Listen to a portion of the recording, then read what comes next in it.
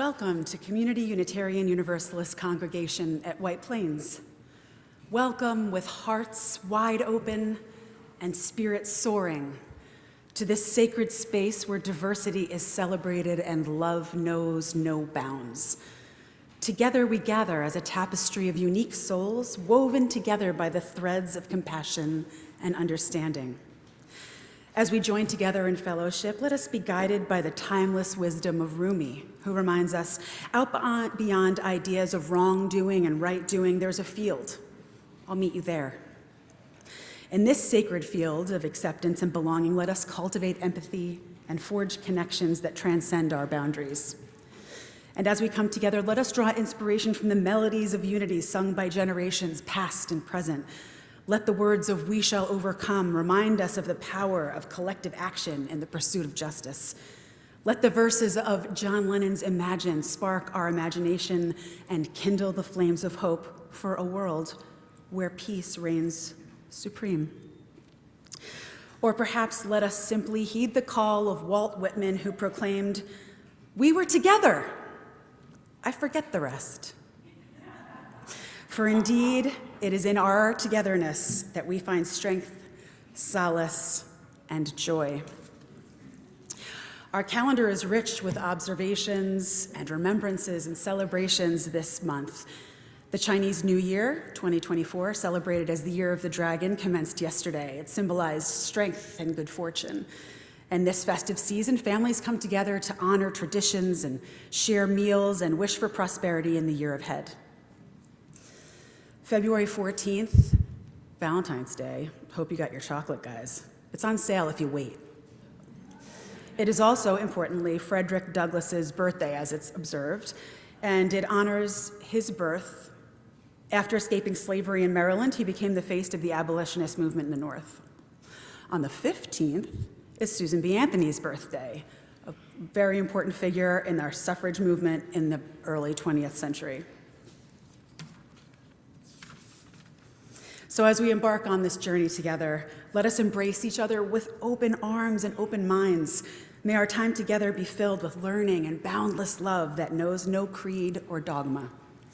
Welcome to our Unitarian Universalist Congregation, where every voice is heard, every soul is valued, and every heart finds a home. In this morning's service, we share our joys and sorrows of our individual lives. There's a book for that where you can share your own is in the sanctuary in the back. And if you're online, you can add that to the chat. Very pleased to welcome our worship leader this morning, Reverend Valerie Freseman. Her pronouns are she, her, and she serves at the First Universalist Church in Southold as a consulting minister. She completed her residency and chaplaincy at the St. Francis Medical Center in Hartford, and prior to answering the call to ministry, she worked in the nonprofit sector. She's a member of the Fourth Universalist Society in New York and was a leader in the New York City Earth Center spirituality community. And she recently completed a certificate in spiritual direction. And she also studied at Union Seminary with our own Reverend Kimberly Davis. So please join me in welcoming her to our pulpit this morning.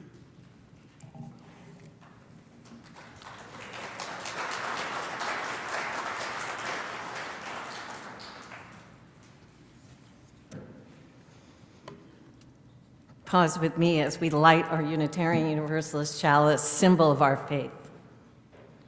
Come, let us be joined in seeking the aspirations of the heart. Come, let us be joined in giving voice to those melodies which can heal the wounded soul.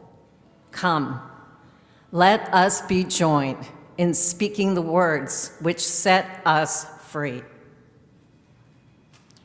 If you could join me in singing our opening hymn, number 10008, When Our Heart is in a Holy Place.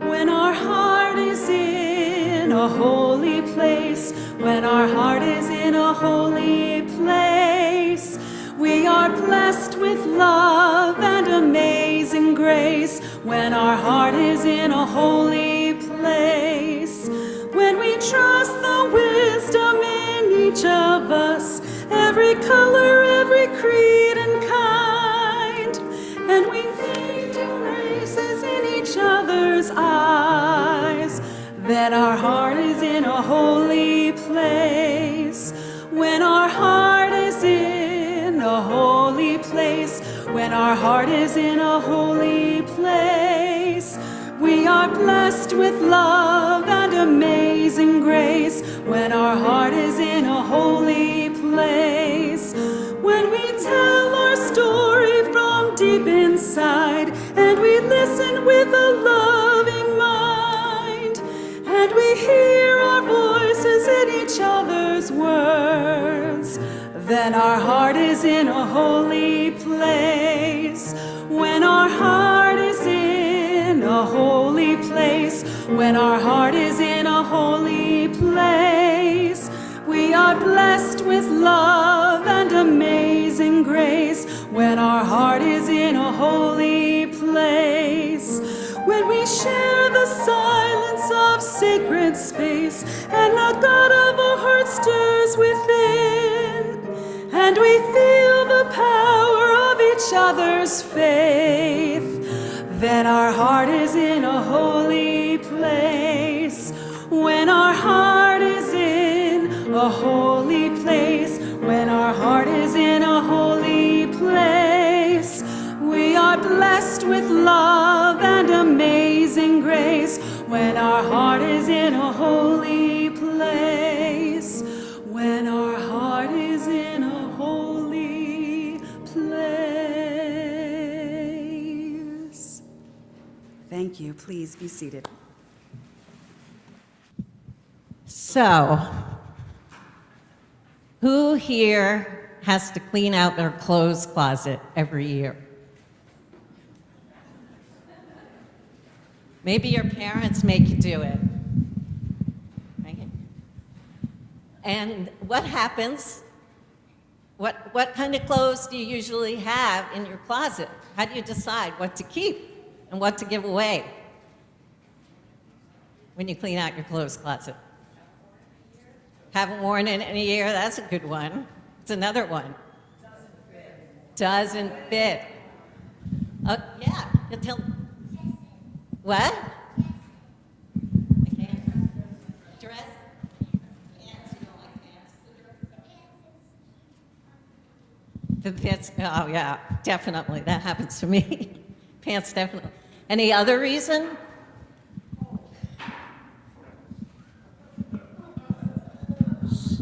Holes. Definitely holes. Maybe you borrowed it and it's not yours, and you don't need it. You borrowed it and it's like you got to give it back because it's not really yours, right? Well, how many people know how old this congregation is? It's 109 years old, right? Sorry. It was started in 1909. That's what I heard. I'm a guest. I researched that on your website. So those people, what do you think they had in their clothes closets? Hats. Yeah. I bet they had very different things than we have, but the one thing that we have and they have is probably hats, gloves, mittens, right? Well, thank you. Yeah, see if that fits. Right? So, 100 years ago, just like today, those people sang hymns, they read readings, they taught their children what was important to them, right? Just like we do. They had beliefs. But our clothes closets are a little bit like our beliefs, right? Every year, we've got to remake them. We've got to look at what doesn't fit. We've got to maybe repair something. We got to maybe give something away that wasn't ours in the first place, so give something back. And that's what our beliefs have to do. They have to change and evolve with us. And that's how we remake our clothes closets and, by extension, the world. Blessed be.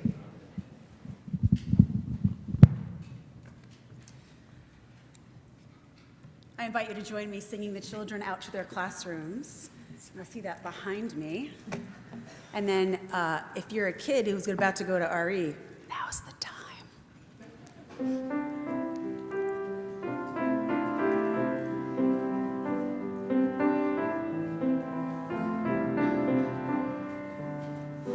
May your mind be open to new learning. May your lips bring truth into the world.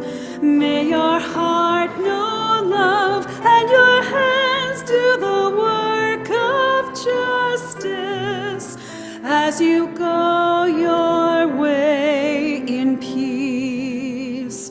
As you go your way in peace.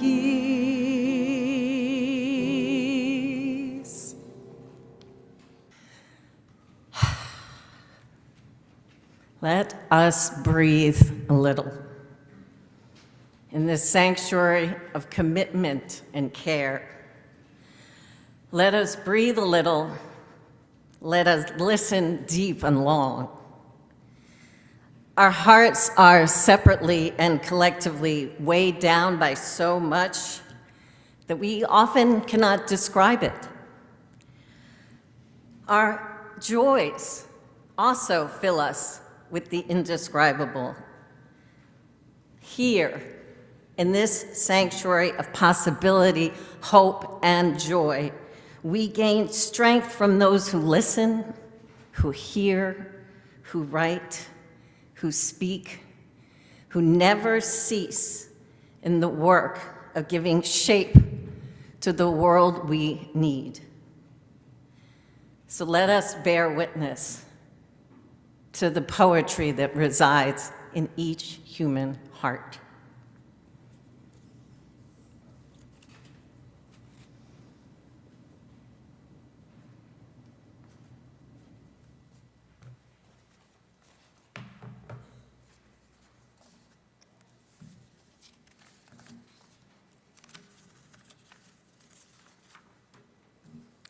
Dear friends, seekers of truth and fellow travelers on life's winding path, in this sacred space where the warmth of community embraces us and the light of understanding guides us, we come together to honor the full spectrum of human experience, the joys that lift our spirits and the sorrows that weigh heavy on our hearts. For in sharing our joys, we amplify the beauty and wonder of life itself. And in sharing our sorrows, we embrace the vulnerable humanity that binds us together. Your joys and sorrows are not burdens to be carried alone, but shared among friends who walk this journey with you.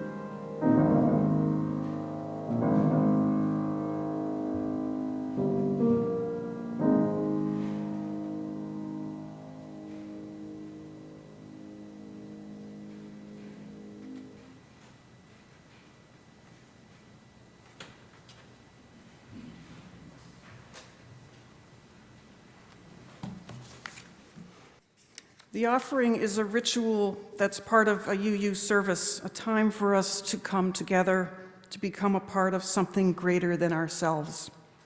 It's a moment of transformation, interconnection, and UU identity.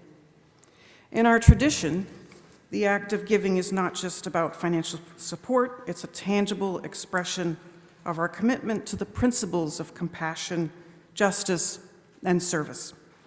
Every contribution, no matter how large or small, is a testament to our collective dedication to creating a more equitable and compassionate world. Let's remember, what you feed will grow. When we feed the spirit of generosity and compassion with our community, we nourish the seeds of positive change and transformation.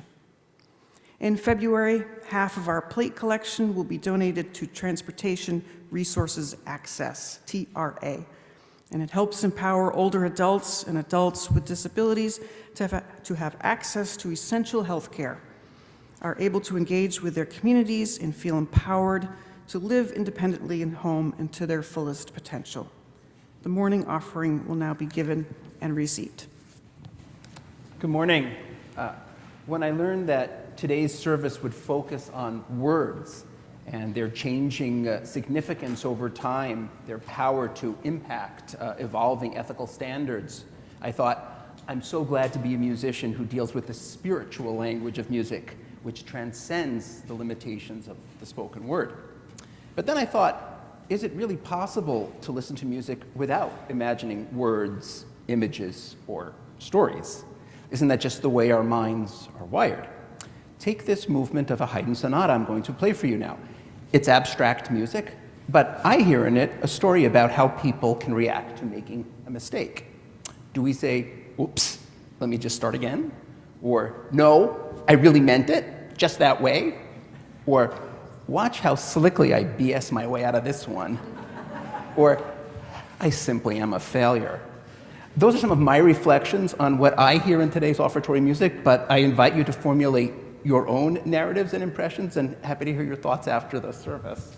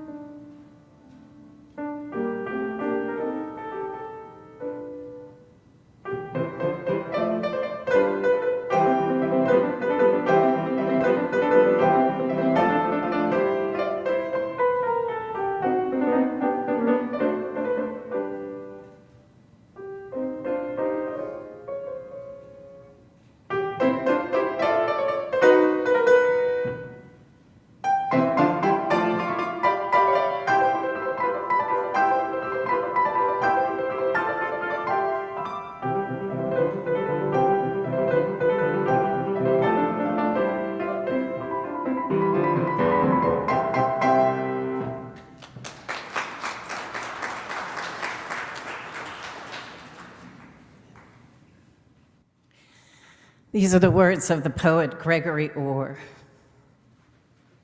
Listen, let's remake the world with words, not frivolously, nor to hide from what we fear, but with a purpose. Let's, as Wordsworth said, remove the dust of custom so things shine again, so each object arrayed in the robe of its original light. And then we'll see the world as if for the first time, as once we gazed at the beloved who was gazing at us.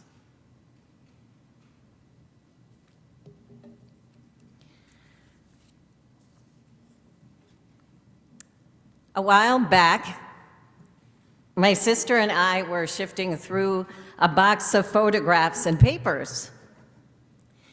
And out slipped an old note from my mother to my grandfather. Dear Daddy, happy birthday. I'm giving you 55 cents for my allowance to spend on whatever you want. Love, Joni. Except she had spelled allowance with an E, like electronic or email. E-allowance. 6-year-old Joan was way ahead of her time. Now, I would not have gotten this piece of ephemera if someone had not treasured it and made sure it got saved through probably countless household moves. And I imagine that was because my grandparents wanted to preserve that moment when their daughter was just sort of still moving into language and was not yet the professional magazine editor that she would become. It is a joy to mark those milestones amongst children, to capture evidence of their handwriting, or watch home videos, or wonder what words a child will learn first, how they communicate. Personalities shine through the way a child communicates. That first word and every piece of communication after that is shaped by what they experience in their world, what love and attention we give them. As they grow, of course, they are shapers and makers of words too, as the older generations watch with astonishment and try to learn about how the future will unfold based on what young people are teaching us. Each decade in the last century saw a new word added to the language. We did not need words for UFOs until the 1950s brought with it fears of science gone amok in the wake of the nuclear age and the possibility of strange visitors from the sky. Before that, abductors of unseen origin were fairies. The word gentrification did not come into existence until the 1970s, when people looked to describe the process by which people of means take over marginalized neighborhoods instead of working to meet the needs of those who are already there. We are already making the world by the words we use, but never more so in that moment when we are overcome, when we need to say something, we're unable to write or otherwise communicate something we're experiencing. Words give voice, form, and shape to something. When we are in awe, when we are traumatized, when we need a sense of renewal, and all the old words don't apply. We reach out in desperate need for a syllable, an incantation, an utterance, a symbol for those times when we are overcome. Overcome, that is what we feel when we know that the fruits of climate change are upon us and we see them in forest fires and floods. Overcome at the impact of the scenes of war in Israel and the Ukraine. Overcome with expressing gratitude during those pandemic times a few years ago, when many banged on their pots and pans at 7 p.m. to show their appreciation to healthcare workers because they couldn't necessarily speak to them. We all get overcome at times, and across the different spectrum of abilities we carry into our communication, whether it's being writing, sign language, or emoji, the feelings we need to are compelled to express and the new words we need to form are formed so quickly. Anthropocene is a new word, I may be pronouncing it incorrectly, that was coined to describe the current age of climate change. It comes from anthro, man, and scene, era in Greek. And it conveys the fact that humankind's ability to impact every species on the planet has launched us into a new era. It is a clinical sounding word, but it's also paradoxically one of hope, because it provides proof that we can also change and impact that new era for the future. But then, how do we find words of hope? Gregory Orr, in that poem, he kind of gives us some insight. He himself was shaped by an early experience of tragedy. At the age of 12, he killed his younger brother in a gun accident. Soon afterwards, his mother passed away.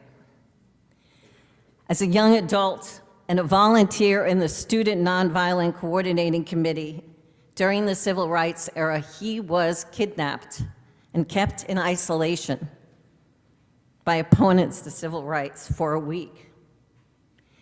But he has a legacy of teaching and writing, and his life's work as a poet brought him into an understanding of poetry and words as those gifts that cause us to fill the emptiness we sometimes feel and find a path towards healing.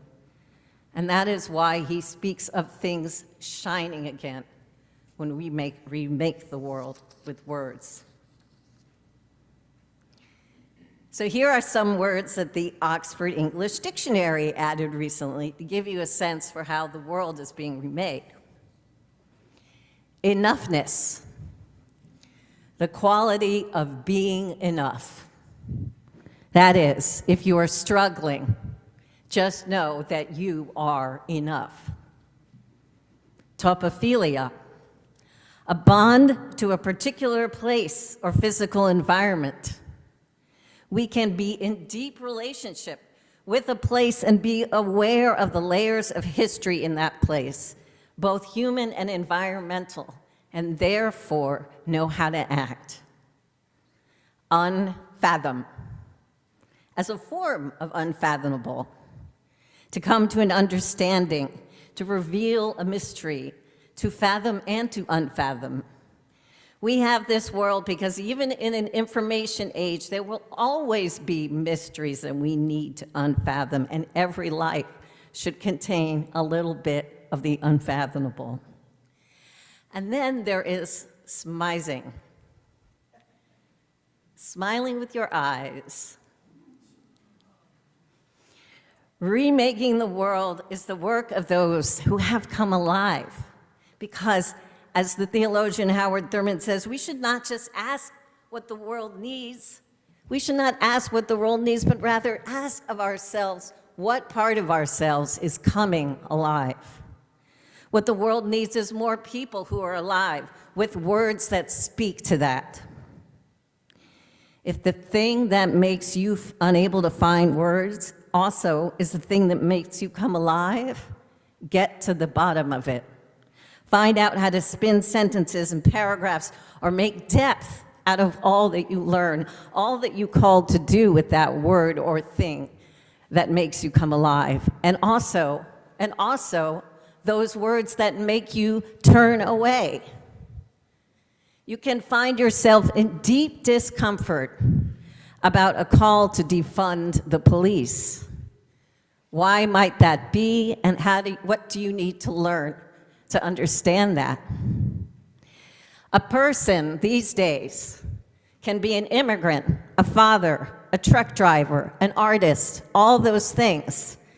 But yet when found outside a sanctuary city or when he gets pulled over because of a broken headlight and he needs to defend his right to be in community, he becomes an illegal. And I don't want to live in a world where illegal is a noun that replaces someone's humanity. Wordless. So what words do we need right now? What will get us out of our rut? Perhaps some of the words we use so much become worn, even when they are evocative and beautiful. What do you mean by repairing the world so that we can have a beloved community capable of bending the world towards justice? Maybe we need to be less abstract. What actions will we take? What will they look like after the dictionary creation and the writing is done? For we know that just like those clothes in our clothes closet that fade from use, thank goodness many words fall out of reference. We don't use words like phrenology, the pseudoscience of determining character from the shape of a skull, which is inherently a racist thing. We don't use alienist, a term to describe a psychiatrist, except in historical reference. And thank goodness we seldom use the word co-ed either. What does that mean, a female student? We need to toss aside the words that no longer save us and keep the ones that do. Look at what we're wearing when we go out in relationship with the world. I believe in the power of future generations to remake the world with words. A truer and more beautiful world is in their hands, and a more just world too. In this time of anxiety, we cannot be entirely certain who will write the story of our time. But we do have opportunities in this space and other spaces to reflect, speak, and write what we want into existence. What are we doing when we gather together in this community? As Unitarian Universalists? Perhaps just as a guest or as a people?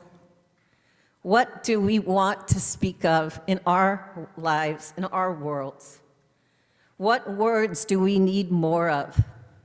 How are we going to describe ourselves in this world that needs to be remade, that needs to be saved?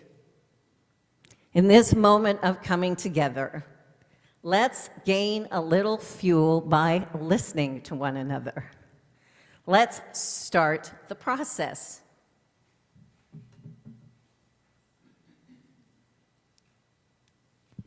So I would like to hear those of you who have words you might like to speak that call to your mind hope or what you want to hear more of in the work of remaking the world. Anyone? Oh, okay. Let's start here and go back. Woke. More being awake. Woke. Okay. Can I share 2 words? Liberation and poetism. Liberation and poetism. Anyone else? See any of your hands? Don't be shy. Oh, great.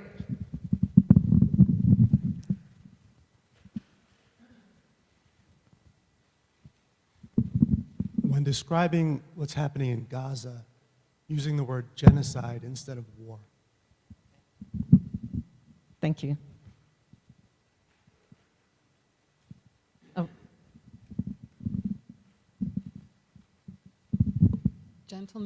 Gentleness and generosity of spirit. Compassion. compassion, gentleness, using the word genocide to describe Gaza. Interconnected. Interconnected. Anyone else?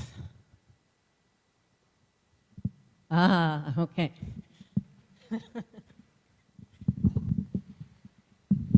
Joy.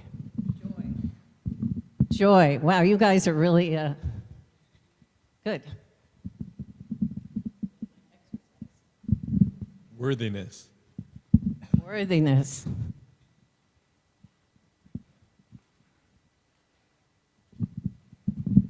Empathy, ingenuity.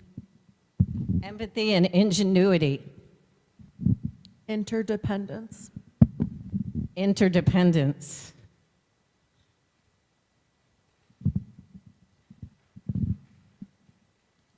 Integrity.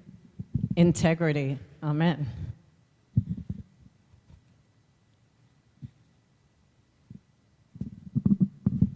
And so we have listened to one another and brought those words into this space, called them in, so that we may remake the world with them and change it. Blessed be Ashe. Shalom. Amen.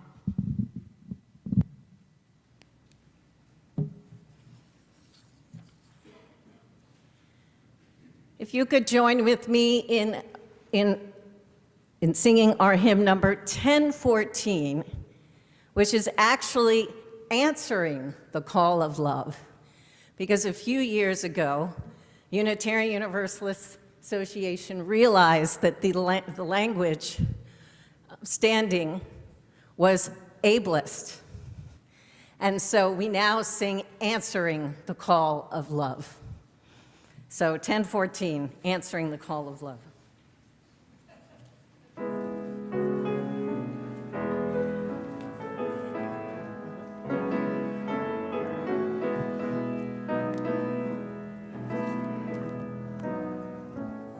The promise of a spirit, faith, hope, and love abide, and so every soul is blessed and made whole. The truth in our hearts is our guide. We are answering the call of love. Hands joined together as hearts beat as one. Emboldened by faith, we dare to proclaim we are answering the call of love. Sometimes we build a barrier to keep love tightly bound, corrupted by fear, unwilling to hear, denying the beauty we found. We are answering the call of love. Hands joined together as hearts beat as one. Emboldened by faith, we dare to proclaim we are answering the call of love. A bright new day is dawning, when love will not divide. Reflections of grace in every embrace, fulfilling the vision divine. We are answering the call of love. Hands joined together as hearts beat as one. Emboldened by faith, we dare to proclaim we are answering the call of love. We are answering the call of love.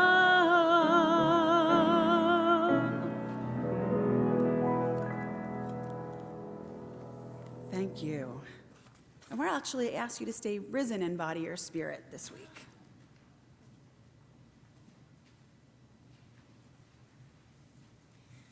Our closing words are those of Walt Whitman, and I've changed one word to make it inclusive of all genders. This is what you should do. Love the earth and the sun and the animals. Despise riches. Give alms to everyone that asks. Stand up for the stupid and the crazy. Devote your income and labor to others. Hate tyrants. Argue not concerning God. Have patience and indulgence towards the people.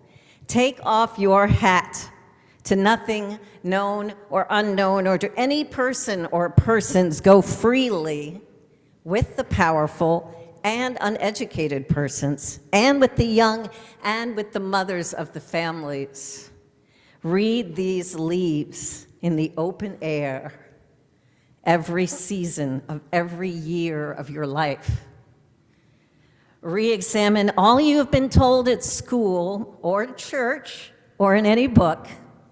Dismiss whatever insults your soul, and your very flesh shall be a great poem and have the richest fluency, and not only in its words, but in its silent times, in the silent lines of its lips, and in the face and between the lashes of your eyes, and in every motion and joint of your body.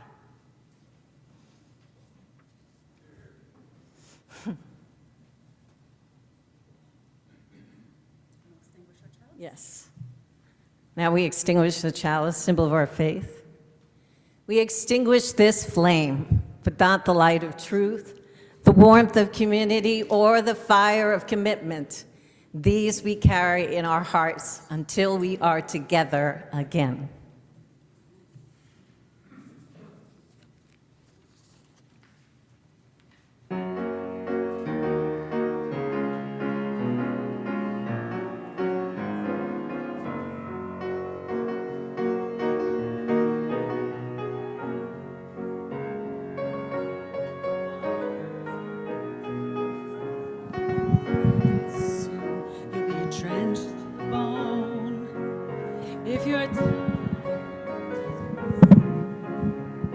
Then you'd better start swimming or stink like a stone, for the times they are a-changing.